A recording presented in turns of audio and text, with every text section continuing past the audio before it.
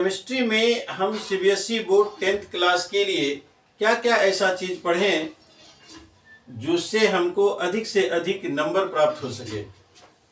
आज हम इस वीडियो में आपको कुछ इम्पॉर्टेंट टॉपिक्स के बारे में बताएंगे जिससे आपको यह तैयारी करने में मदद मिलेगा। सबसे पहले हम देखते हैं कि केमिस्ट्री में पहला चैप्टर जो केमिकल रिएक्शन और इक्वेशन है, केमिकल इक्वेशन एंड रिएक्शन से हम क्या पढ़े, इंपॉर्टेंट टॉपिक्स।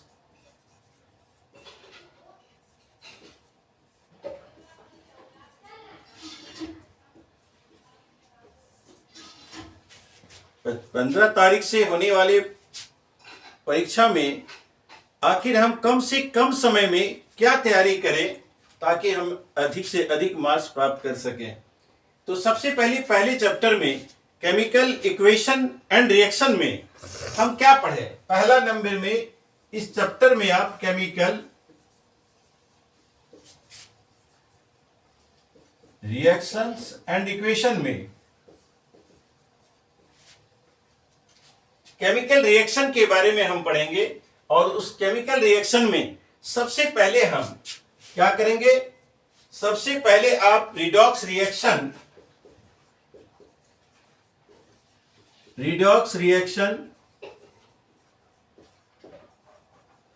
से रिलेटेड एग्जांपल्स देखें। उसके बाद आप डिस्प्लेसमेंट रिएक्शन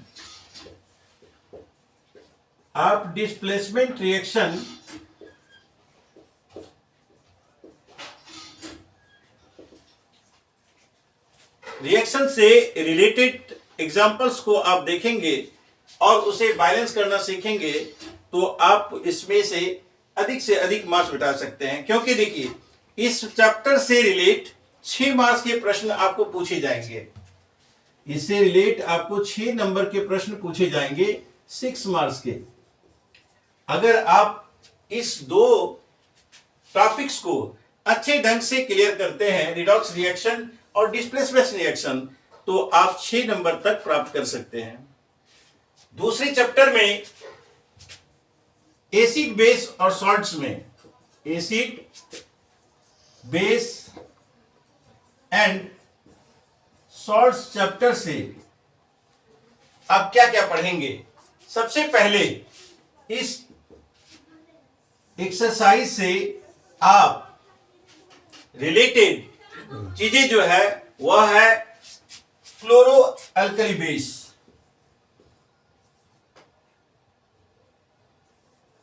अल्कली के बारे में पढ़ेंगे और इससे जो प्रोसेस है, ये जो क्लोरो अल्कली प्रोसेस है, इससे रिलेट आप जब चीजों को देखेंगे तो उससे आपको कॉमन सॉल्ट्स और इसके अलावा कॉमन सॉल्ट्स के बारे में हम जानेंगे। कॉमन सॉल्ट क्या होता है? जो नमक हम साधारण नमक खाते हैं, उसी साधारण नमक के बारे में उसका जो यूज है, केवल हम खाने के यूज में उसे नहीं करते बल्कि उससे बहुत सारे केमिकल्स प्राप्त होते हैं। और इससे जो केमिकल प्राप्त होते हैं केमिकल सॉल्ट से, उससे रिलेटेड क्वेश्चंस को अगर आप देखेंगे तो आप इस चैप्टर से कम 6 मार्क्स तक प्राप्त कर सकते हैं। लगभग 6 मार्क्स का क्वेश्चन इससे पूछा जाता है, जिसे आप प्राप्त करने में सक्षम हो पाएंगे और इसे आप अच्छे ढंग से करेंगे तो। नेक्स्ट इसका है तीसरा चैप्टर में जो मेटल और नॉन मेटल से रिलेटेड है। मेटल और नॉन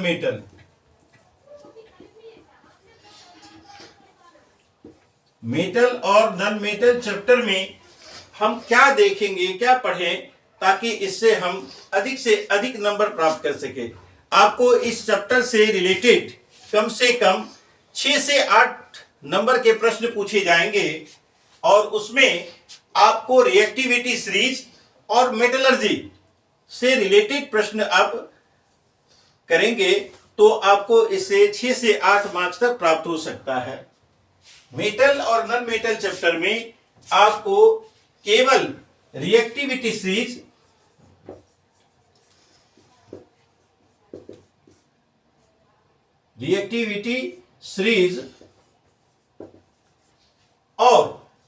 रिएक्टिविटी सीरीज के अलावे आप मेटलर्जी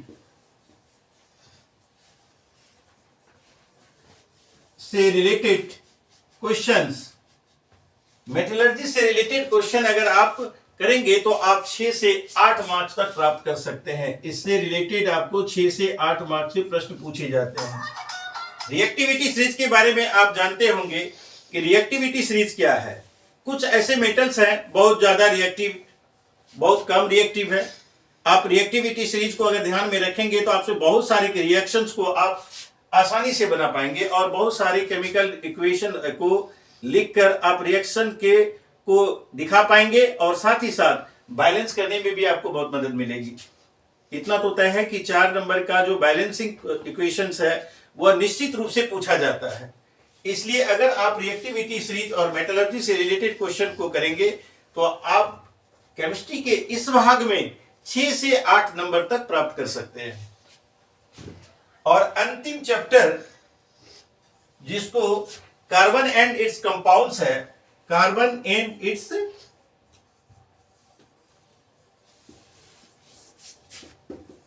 इट्स कंपाउंड, यानी कहने का अर्थ है carbon and it's compounds, carbon और उससे बने जो कंपाउंड्स हैं उससे रिलेटेड, जिसको हम आइपेक और होमोलोगस सीरीज या फिर सैपोनिफिकेशंस और रिएक्शन को देखेंगे, एस्टरिफिकेशन को भी देखेंगे। तो इससे रिलेटेड जितनी भी चीज हैं उसको अगर आप कवर करते हैं तो आप इस पार्ट से भी कम से कम 8 मार्क्स के प्रश्न हल कर सकते हैं। इससे रिलेटेड जो चीजें हैं वह है आइपेक और होमोलोगस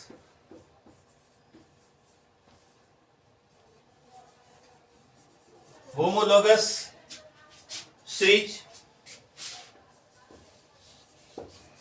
होमोलोगस सीरीज की बात देखिए, आइपेक, होमोलोगस सीरीज और सैपोनिफिकेशन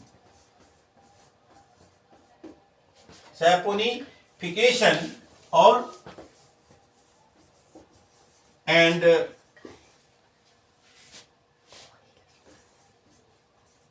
एस्टरिफिकेशन रिएक्शन से रिलेटेड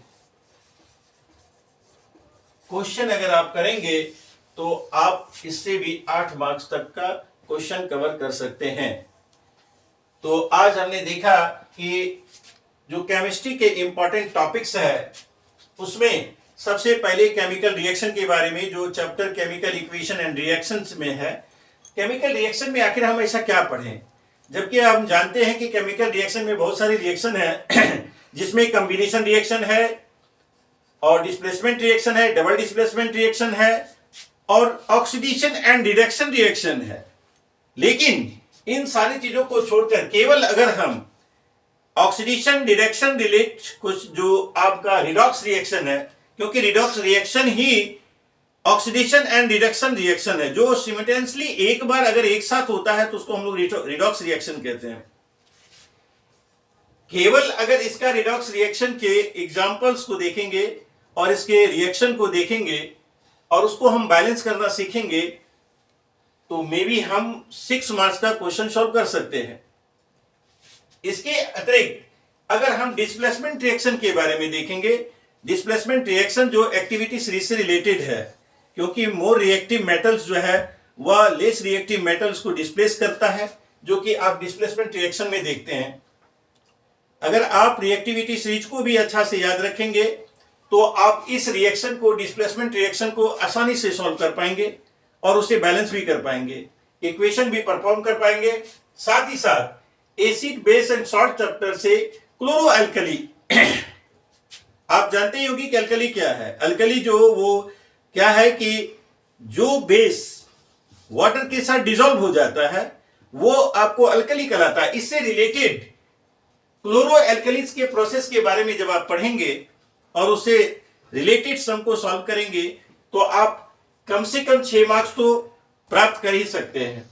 साथ साथ उसके बाद कॉमन सॉल्ट्स, कॉमन सॉल्ट जिसको हम लोग साधारण नमक कहते हैं और हम लोग अपने खान पान में यूज करते हैं, लेकिन आप नहीं और हम नहीं केवल यह सामान्य जानते हैं कि नमक केवल हम खाते हैं, लेकिन नमक एक ऐसा सब्सटेंस है जिससे रिलेटेड बहुत सारे केमिकल्स तैयार होते हैं, उससे बहुत सारे केमिकल्स प्राप्त होते हैं। उसके बारे में अगर आप पढ़ेंगे तो निश्चित रूप से आप 6 मार्क्स का क्वेश्चन सॉल्व कर पाएंगे और 6 मार्क्स का क्वेश्चन इस acid base and salt chapter से पूछा जा सकता है।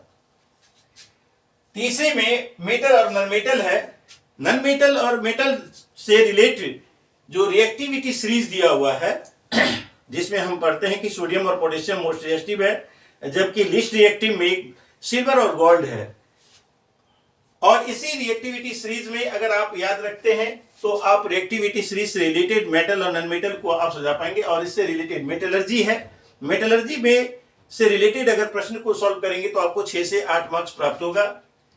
और कार्बन एंड इट्स कंपाउंड से रिलेटेड जो भी चीजें पूछी जाती है वह लगभग 8 मार्क्स का पूछा जाता है। और इससे रिलेटेड केवल आयोआइपिक और होमोलोगस सीरीज, सैपोनिफिकेशन और एस्टिफिकेशन को रिएक्शन को अगर आप देखेंगे तो इससे भी आप 8 नंबर के प्रश्न को सॉल्व कर सकते हैं। इस प्रकार आप केमिस्ट्री में पूछे जाने वाले लगभग 6 6 12 6 18 और 8 24 से 26 मार्क्स के, यानी कम से कम 25 मार्क्स का ये केमिस्ट्री का क्वेश्चन रहता है परीक्षा में, जिसे आप इस तरह से कवर करेंगे इस टॉपिक्स को तो आप मैक्सिमम मार्क्स प्राप्त कर सकते हैं। तो आज के वीडियो में हम केवल आपको केमिस्ट्री के कुछ इंपॉर्टेंट टॉपिक्स के बारे में बताए हैं।